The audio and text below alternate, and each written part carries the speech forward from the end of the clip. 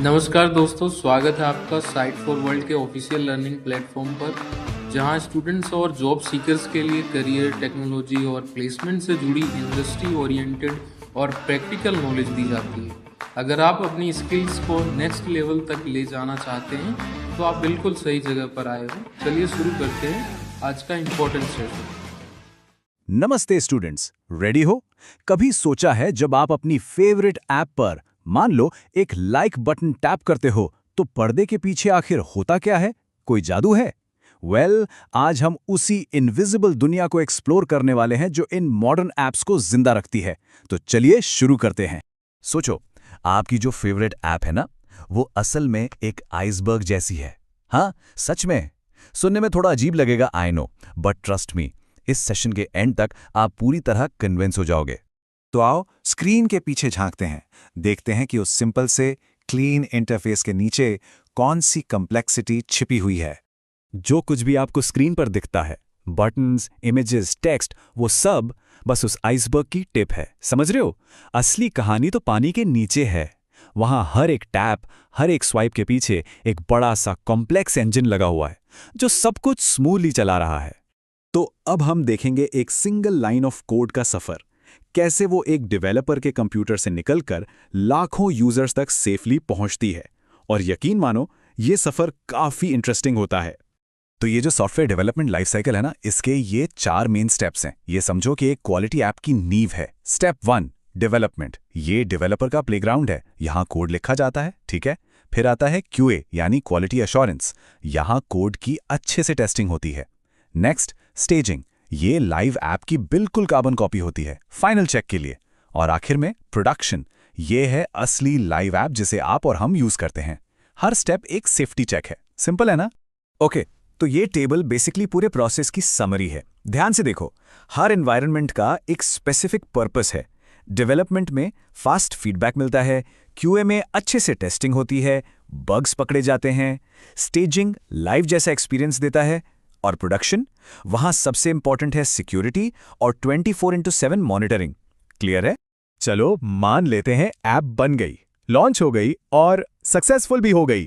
पर असली चैलेंज तो अभी शुरू हुआ है। अब सोचो, क्या होगा अगर लाखों लोग एक साथ आपकी ऐप पर आ जाएं? इमेजिन करो, किसी ब्लॉकबस्टर मूवी की टिकट सेल ओपन हुई है। क्या होता है? Website crash. तो इस सिचुएशन से बचें कैसे? इसी सवाल का जवाब है स्केलेबिलिटी। ये किसी सिस्टम की वो एबिलिटी है जिससे वो बढ़ते हुए लोड को हैंडल कर सके। सिंपल वर्ड्स में, जरूरत के हिसाब से सिस्टम को एक्सपैंड करने की पावर। तो स्केल करने के ना बेसिकली 2 तरीके होते हैं। पहला, वर्टिकल स्केलिंग। इसको ऐसे समझो कि आपने अपनी एक ही कार में सुपर पावरफुल इंजन लगा दिया।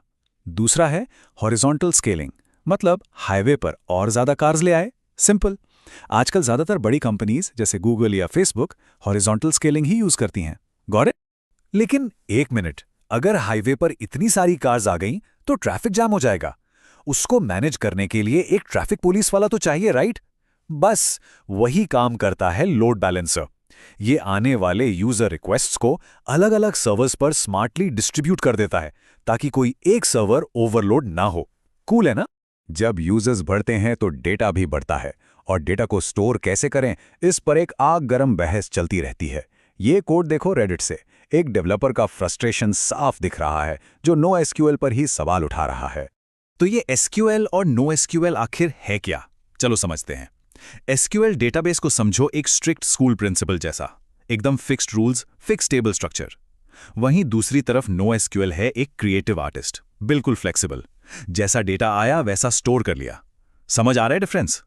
SQL फोकस करता है कंसिस्टेंसी पर, इसलिए बैंकिंग सिस्टम्स यूज करते हैं। और NoSQL, उसको चाहिए स्पीड और अवेलेबिलिटी, इसलिए सोशल मीडिया एप्स यूज करती हैं। तो अब हमारा सिस्टम लाइव है, स्केल हो रहा है, डेटा भी हैंडल कर रहा है। लेकिन हमें कैसे पता चलेगा कि सिस्टम ठीक से काम कर रहा है या नहीं? उसके लिए हमें सिस्टम को सेंसेस यानी इंद्रियां देनी पड़ती हैं। यहां एक बहुत इंपॉर्टेंट कॉन्सेप्ट आता है, ऑब्जर्वेबिलिटी। अब आप बोलोगे, ये मॉनिटरिंग जैसा ही है ना? नहीं, ये मॉनिटरिंग से एक स्टेप आगे है। देखो, मॉनिटरिंग आपको बताएगा कि क्या हुआ। फॉर एग्जाम्पल, सर्वर डाउन हो गया, लेकिन ऑब्जर्वेबिलिटी आपको बताएगा कि क्यों हुआ। ये वाई का आंसर देता है। ये सिस्टम के अंदर झांक कर रूट कॉज बताता है। सिस्टम को समझने के लिए हम उसकी हर एक्टिविटी को रिकॉर्ड करते हैं। इसे कहते हैं लॉगिंग। यहाँ कुछ इंपॉर्टेंट इवेंट्स हैं जिन्हें लॉग करना ही चाहिए, जैसे एप्लीकेशन एरर्स, सिस्टम का स्टार्ट या स्टॉप होना, या फिर किसी यूजर का फाइल अपलोड करना।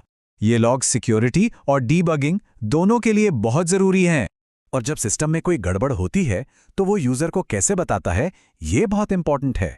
एक बुरा एरर मैसेज यूजर को कंफ्यूज और फ्रस्ट्रेट कर देगा, लेकिन एक अच्छा मैसेज उन्हें गाइड करता है, जैसे उप्स, कुछ गड़बड़ हो गई, प्लीज थोड़ी देर बाद ट्राई करें।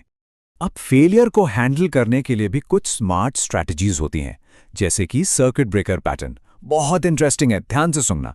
सोचो सिस्टम का एक हिस्सा बार बार फेल हो रहा है, तो सर्किट ब्रेकर क्या करेगा? वो उस हिस्से को थोड़ी देर के लिए रिक्वेस्ट्स भेजना बंद कर देगा। इससे क्या होगा? पूरा सिस्टम क्रैश होने से बच जाएगा। एक और इंपॉर्टेंट चीज है इनपुट वैलिडेशन। यूजर जो भी डेटा डाल रहा है उसको अच्छे से चेक करो। ये सिक्योरिटी के लिए एब्सोल्युटली क्रिटिकल है।